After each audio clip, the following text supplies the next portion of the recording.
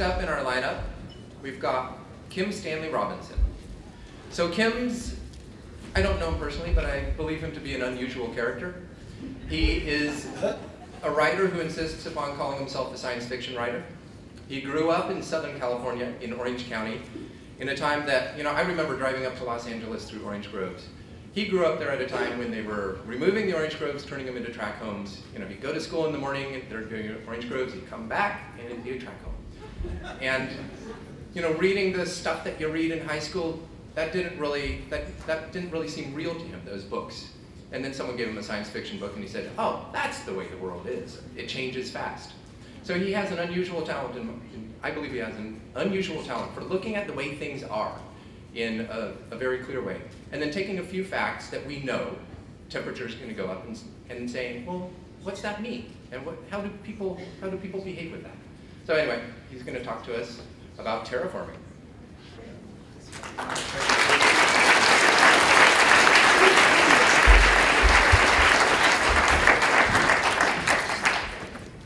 Well, thank you, Dan, for that kind introduction. And I am indeed a science fiction writer and a Californian, and I'm going to talk to you about terraforming. And it is actually a great pleasure and an honor to speak after Paul Ehrlich, and I can tell now a bit of a challenge, but mostly a huge pleasure. And I'm going to, in fact, structure my talk around Paul's IPAT formula because it's a good way to think out the current problem that we're in. And indeed, I think any reasonably comprehensive world history written in the 22nd century is going to be mentioning Paul Ehrlich for bringing up and making known to the world civilization the population problem at such an early moment. So this is a particular pleasure for me. So terraforming is a word out of science fiction, and it was invented and coined in 1938 by a wonderful American science fiction writer named Jack Williamson, who had an 80-year career of writing science fiction from 1928 to 2008. And 1938 was sort of the power fantasy, the teenage power fantasy years of science fiction, where you would blast your rocket by a planet. It'd be rocky and pretty much sterile, and so then you would terraform it. You would give it an Earth-like environment and genetic heritage as quickly as possible, and then you could live there. Earth's everywhere in the galaxy. So there are certain problems that are being overlooked in this issue, but I have to tell you that the concept became popular in a certain realm of scientific circles in the early 70s, and this was really about the same time as the Mariner and Viking missions to Mars. And it wasn't a coincidence. It was the unusual fact that Mars turned out to be about the best candidate for terraforming that one could find in the galaxy, and here it was, the nearest planet, the one right next door. It was the finding that if you took all of the water that's on Mars right now and you brought it up to the surface, and if Mars was as smooth as a billiard ball, then the depth of the ocean would be about 600 meters. Now that's a lot of water. It's as much water as you need for an ecology. And so a group of scientists that were spearheaded by Carl Sagan began to do the calculations with how much heat would you have to bring to bear to the situation to begin to terraform Mars and reproduce evolution at an extremely rapid pace, because all of the genomes are already here on Earth. So it was kind of what you might call a gardening problem, or an engineering problem combined with a gardening problem. And indeed, there was no magic involved. You didn't have to have faster than light travel. You didn't have to have aliens that spoke English 5 minutes after you met them. You just have to have a huge application of heat and energy to Mars. And at that point, they did not know that Mars's natural endowment of nitrogen is strangely low, so that problem was overlooked. Also the fact that there's perchlorates on the surface of Mars all over that are poisonous in the parts per billion range that give humans thyroid problems, that wasn't known either. So terraforming Mars was on the table, and it was just when I was a young and ambitious science fiction writer. And so I wrote Red Mars, Green Mars, and Blue Mars, and the titles kind of tell you the story. And if you care to invest 2,000 pages of your reading time, you can learn about how to terraform Mars. I recommend it. But at the same time all this was happening, Earth was falling apart, not only in the real world, but in my novel as well. That became part of the story. And climate change became more and more obvious. And it isn't that we didn't know climate change was happening. Global warming is one way to put it, because even in the 60s they were making this calculation. And the great California poet Kenneth Rexroth in 1969 wrote about how global warming had been well known for 25 years. So this is an interesting historical fact. We've been aware of this all along. And it's also true that in my Mars books I was talking about characters referring to the idea of terraforming Earth. So we're terraforming Earth is a kind of a sick joke, because if Earth is really already what we were supposed to be working towards. Now the idea that you're terraforming Earth it's a little bit too bitter and cynical of a name to be used, and so a new name has come up which they call geoengineering. And this is a rather ugly replacement name, because the moment that you hear the idea that human beings are going to engineer Earth's ecosystems, anybody who knows anything about Earth's ecosystems will say, wait, we're way too ignorant to be able to do it. This is true. So really the name should be something like geofinessing or geocoaxing. Anything that speaks of management or engineering is clearly antipathetic and puts one's hackles up immediately, because it's hubris, it's arrogance to say that we know enough to do that.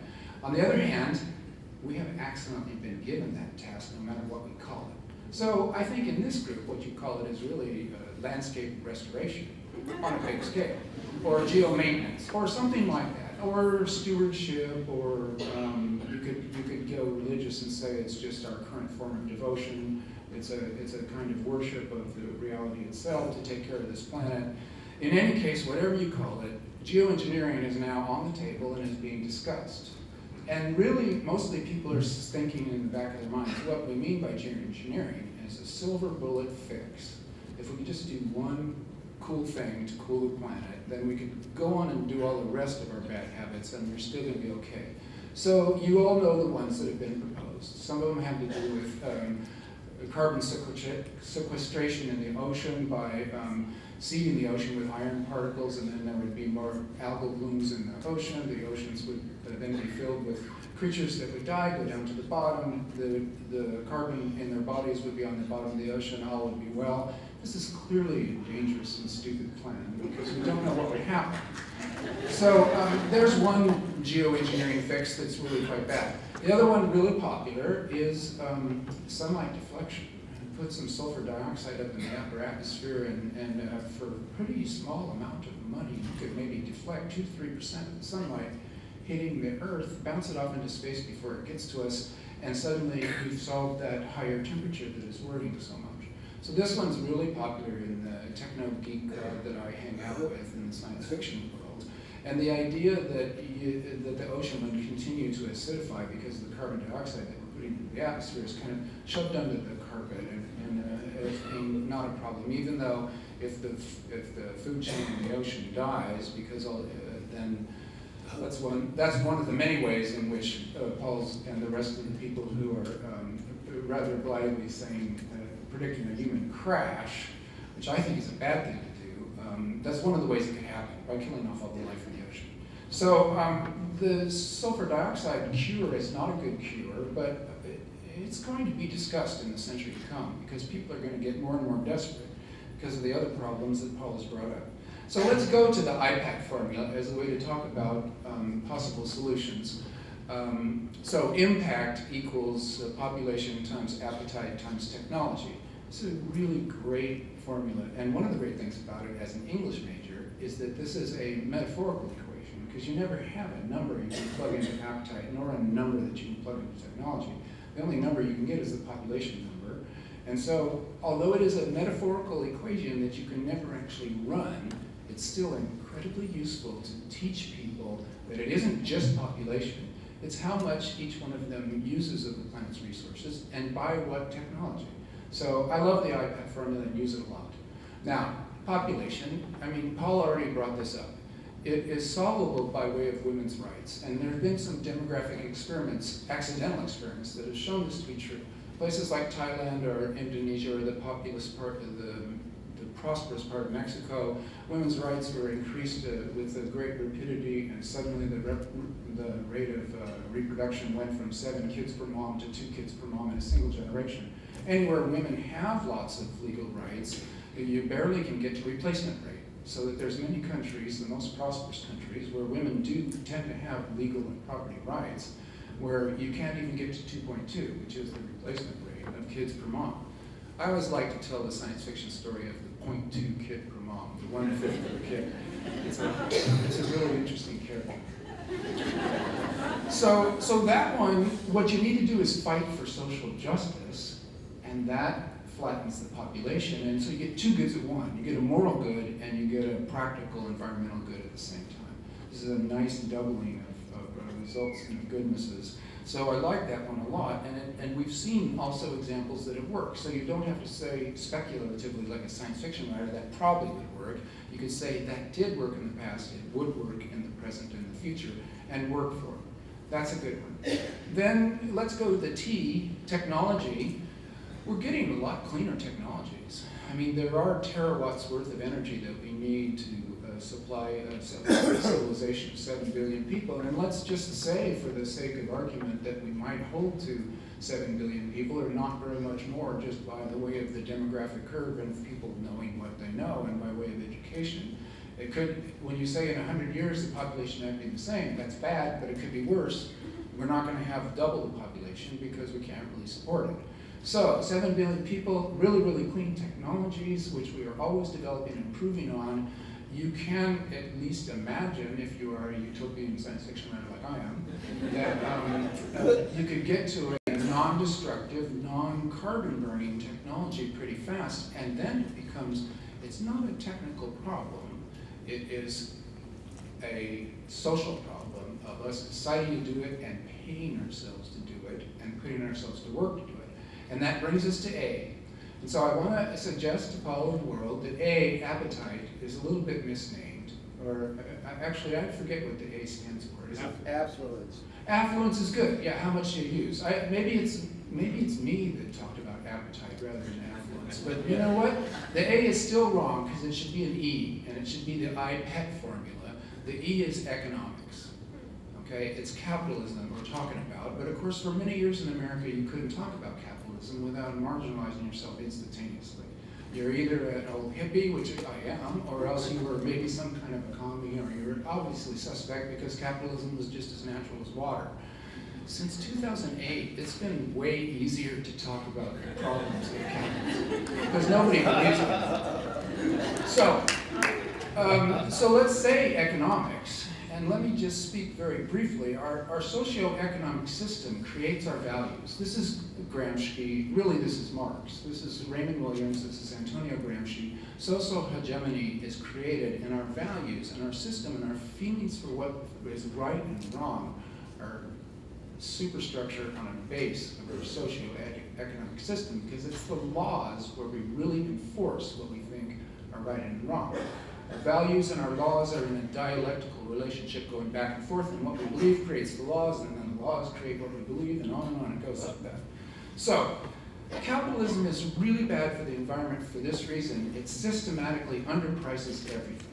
And this is why there's a market, and you have supply and you have demand, and a price, a cumulative equilibrium, which the economists are so very proud of, comes from the pressures between supply and demand. However, the bigger pressure by far is to push prices downward. So the cumulative equilibrium is always way lower than it should be. If you're going to stay in business as a business person, you have to have a price that's under all of your competitors' price, or else you'll go bankrupt. So you have to lie systemically, and you have to sell things for less than it costs to make them. Now you would think that selling stuff for less than it costs to make it would immediately make you go bankrupt. And indeed, many companies go bankrupt, so the fear is there. So what you do is, it costs you a certain amount to make something, you sell it for less than that, you defer the cost, you deny the cost, you bury the cost, you ignore the cost, you lie about the cost. You offer your product for as cheap as you can, and one of the products, by the way, is human labor, So people too are being underpriced and being immiserated by this process. And your cumulative equilibrium is consistently selling things for less than it costs to make them. And the natural world and human beings get eaten up in that dynamic. And that's the system that we live in. So, of course economists have a name for this. They call it dumping. They call it predatory dumping sometimes. If you sell something for less than it costs to make it and all your competitors go out of business, then you can raise the price and you've got a monopoly. So there are even parts of the World Trade Organization that will make predatory dumping illegal because it just isn't right, which is kind of shocking when you think about this being part of the World Trade Organization, but it is interesting in its way. And what happens, however, is that it's also true that people who defer costs onto other people in the future and do that systemically, that we call that a Ponzi scheme. That's really what a Ponzi scheme is. So I think it's a little bit funny that the global economy, as it's run in the world today, would be illegal if it was run in the state of California. It's a little bit funny, but it's not that funny because it's destroying the world. And yet, and it's also the law of the land everywhere on this planet because of globalization. There's nowhere that isn't capitalist in the global economy. So I know Paul was so cheerful, and here I am bringing you down, but let's just say it, mass extinction event.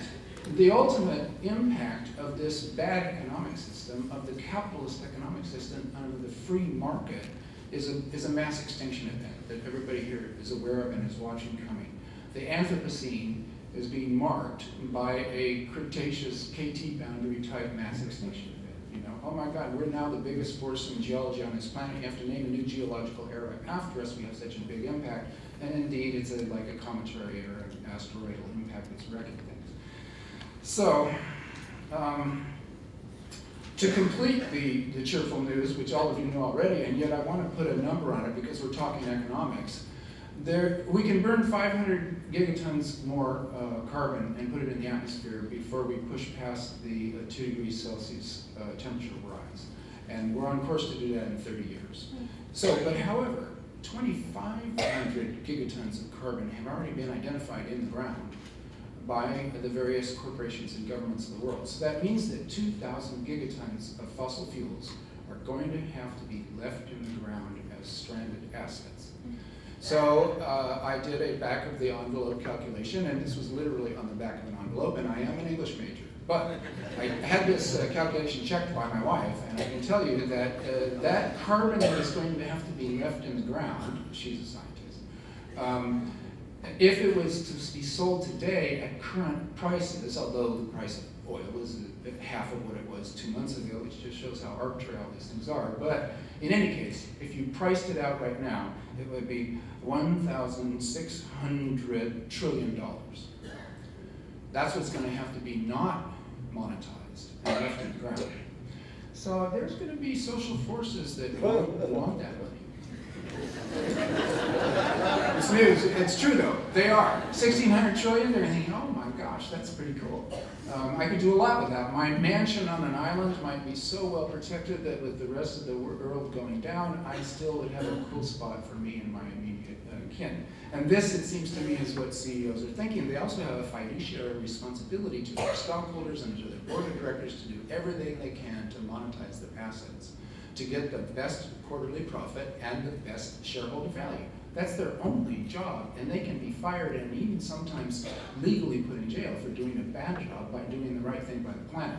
It's also true that national leaders in every country puts these assets on the books as one of their national assets, so that Brazil feels rich because they have a lot of fossil fuels, so does Russia, so does Australia. It goes on like that, really every nation, including the United States. So, there are going to be people fighting hard to destroy the Earth in this century. It's going to be their life project to do things that will destroy the Earth. It's just the way it is. And so that means that this crowd, because of your interests, I think I'm speaking to like-minded people who are going to have to be fighting to save the Earth in a battle that is going to be political. And so you need 51% or 55% or 60% because you're never going to get 100%. You need a working majority, whatever it might be, to make the right decisions to fight towards post-capitalism. And you Google post-capitalism, and you're only going to find like 5 entries. This is like the least used word in the English language, post-capitalism, because nobody can believe it.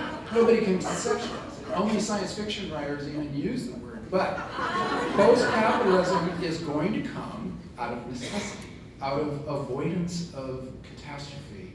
There's going to be an economic system that actually does something to the market to change it and make it better. And I want to just add that in this situation, because it's a global problem, the fact that we've got global capitalism can be an advantage.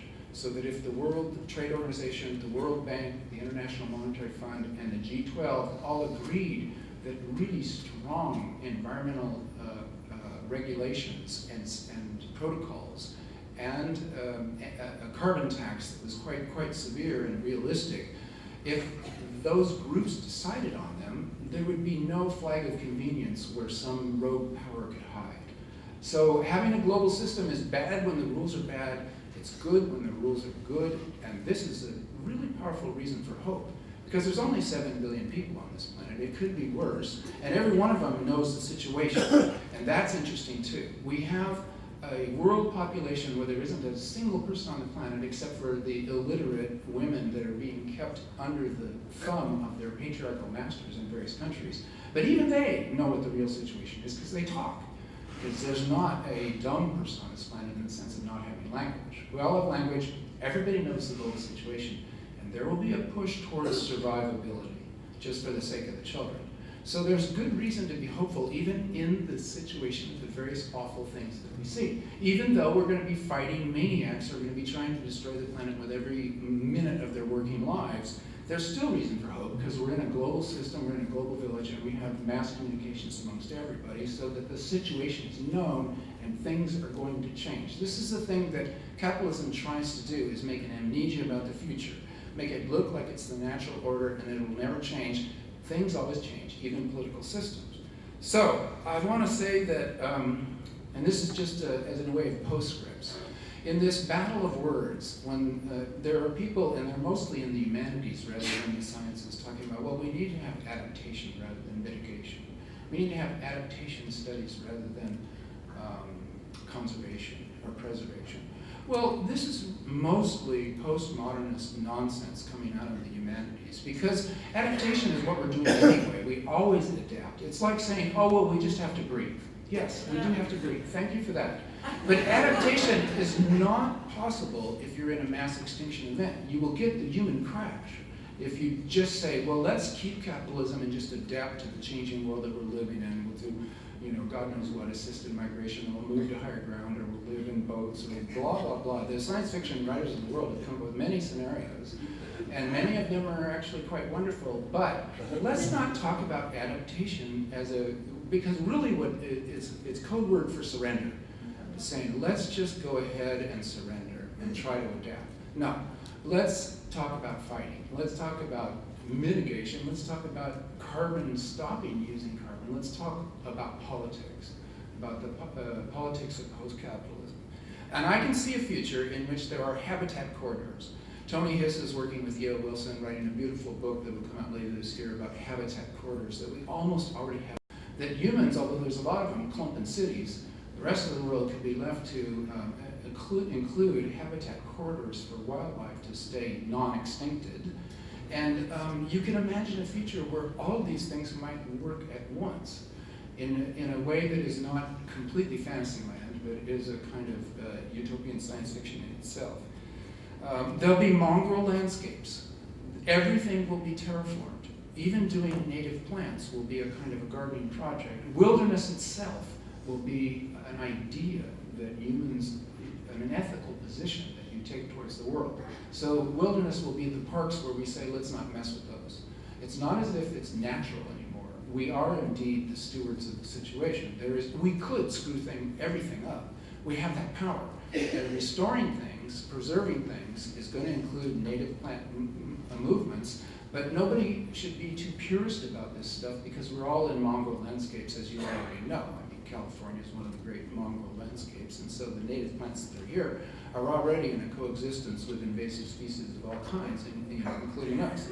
So patchwork of good and bad, habitat corridors, mongrel landscapes, these are the concepts, but the main one I think is post-capitalism, that we need to really think about things like social democracy, socialism. We need to think about socialism and the public ownership of the public domain, of government of the people, by the people, and for the people. We got to fight for that. And this is the only way that that we help the little native plants and the little native plants help us. Thank you.